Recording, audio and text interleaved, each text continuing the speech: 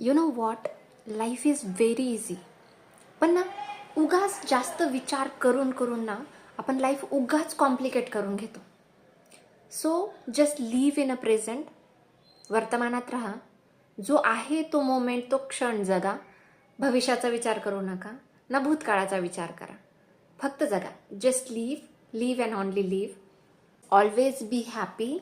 Enjoy every moment of life. This is a journey. Life is a journey, not a destination. Don't forget, this is a journey, not a destination. So प्रवासाचा एवढा विचार करायचा नसतो, विचार डेस्टिनेशनचा करायचा असतो.